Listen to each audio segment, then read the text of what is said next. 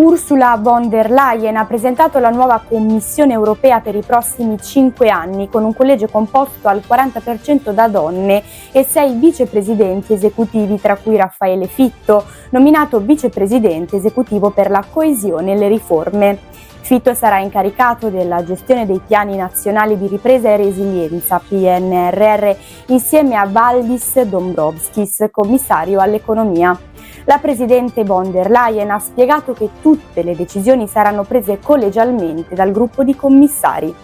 La nuova squadra riflette la diversità geografica e politica dell'UE, con 3 vicepresidenti provenienti da paesi che hanno aderito prima e 3 da stati che si sono uniti dopo la caduta della cortina di ferro.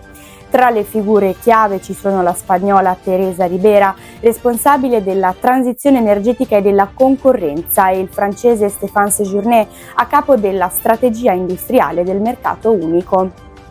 Altri membri di rilievo includono l'estone Kaja Kallas come alta rappresentante e la finlandese Enna Virkkunen, incaricata di sovranità tecnologica e sicurezza.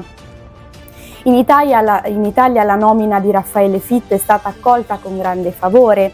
La premier Giorgia Meloni ha sottolineato che questo incarico dimostra il ritrovato ruolo centrale dell'Italia nell'Unione Europea. Anche il ministro degli esteri Antonio Tajani ha espresso soddisfazione, evidenziando come questo successo confermi la credibilità e il peso dell'Italia nelle dinamiche europee. La nomina di Fitto è vista come un importante riconoscimento per il governo italiano, che punta a rafforzare il proprio protagonismo in Europa nei prossimi anni. Il 15 settembre 2024 un nuovo tentativo di assassinio contro Donald Trump è stato sventato mentre l'ex presidente degli Stati Uniti si trovava nel suo club di golf a West Palm Beach, Florida. L'aggressore Ryan Wesley Root, 58 anni, originario delle Hawaii, è stato scoperto dalle forze dell'ordine mentre puntava un fucile verso Trump durante una partita di golf. Un agente del Secret Service ha reagito immediatamente sparando contro Root, che è fuggito. Trump è stato rapidamente scortato via e portato in sicurezza a Mar-a-Lago. Root, con un passato criminale e un interesse sospetto per la guerra in Ucraina, è stato catturato poco dopo grazie alle informazioni fornite da un testimone. Gli investigatori hanno trovato un fucile AK-47 e altre attrezzature nascoste, confermando la pericolosità della situazione. Questo è il secondo tentato omicidio contro Trump in 2 mesi, il che ha riacceso il dibattito sulla sicurezza degli ex presidenti, soprattutto in vista delle imminenti elezioni presidenziali. Politici e leader internazionali, tra cui Joe Biden, Kamala Harris e Vladimir Zelensky, hanno condannato l'accaduto e espresso sollievo per l'incolumità di Trump. Il caso di Traversetolo ha sconvolto la comunità. Una ragazza di 22 anni è accusata di omicidio volontario e occultamento di cadavere dopo che il corpo di un neonato è stato trovato nel giardino della sua casa. Il 7 agosto la giovane avrebbe partorito da sola, senza assistenza medica o il sostegno di familiari, amici o del padre del bambino che erano all'oscuro della gravidanza. Dopo il parto avrebbe ucciso il neonato e nascosto il corpo nel giardino 2 giorni prima di partire per un viaggio all'estero. Le indagini hanno rivelato che la ragazza non era seguita da alcun medico durante la gravidanza. La situazione si è aggravata con il ritrovamento di resti di un secondo neonato risalenti a oltre 1 anno fa, facendo ipotizzare un altro infanticidio. Al momento la ragazza è l'unica indagata.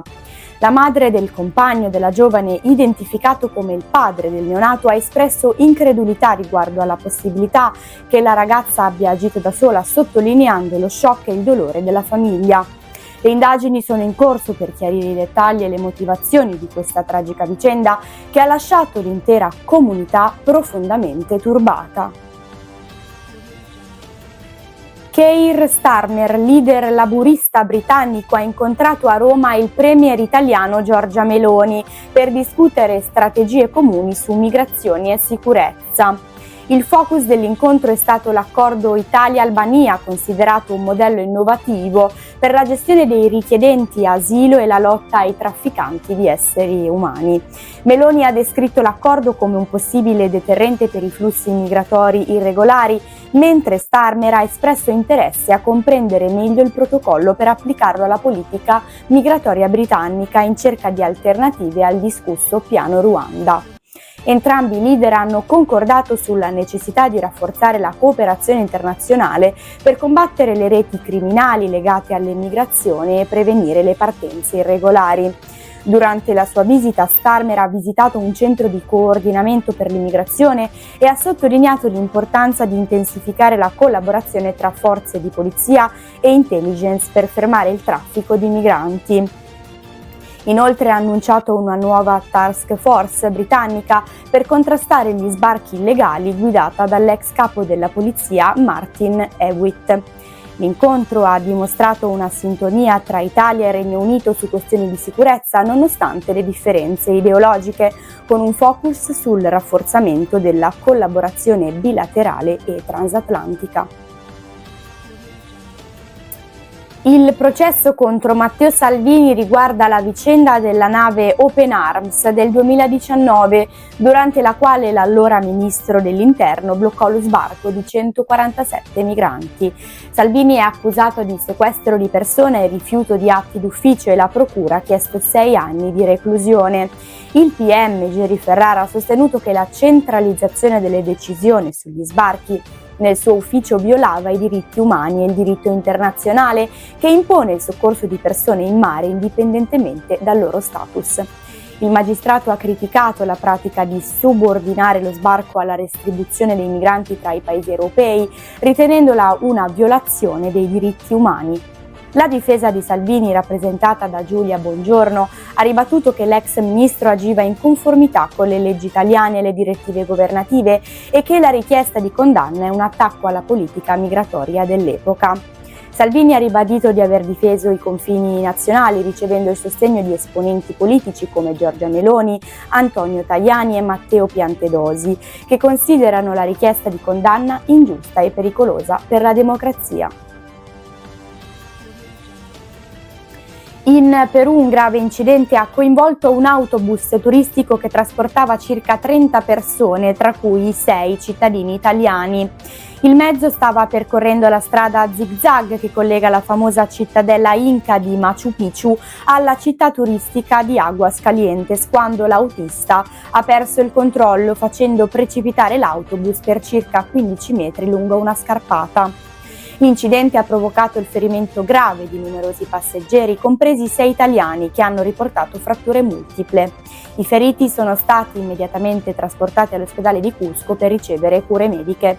Oltre ai turisti italiani, tra i feriti si contano cittadini provenienti da diversi paesi, tra cui il Cile, Guatemala, Messico, Giappone e Cina. Subito dopo lo schianto, le autorità locali e i residenti si sono precipitati sul luogo per prestare i primi soccorsi e aiutare i feriti a raggiungere il più vicino centro sanitario. Le autorità peruviane hanno avviato un'indagine per determinare le cause esatte dell'incidente. Si ipotizza che l'autista possa aver perso il controllo del veicolo lungo il tortuoso percorso montano. Nel frattempo l'ambasciata d'Italia a Lima, in coordinamento con il Ministero degli Esteri italiano e le autorità locali, si è subito attivata per garantire assistenza consolare ai cittadini italiani coinvolti nell'incidente e per fornire supporto ai loro familiari. La situazione è monitorata attentamente con l'obiettivo di garantire il miglior trattamento possibile ai turisti feriti e un rapido ritorno alla sicurezza.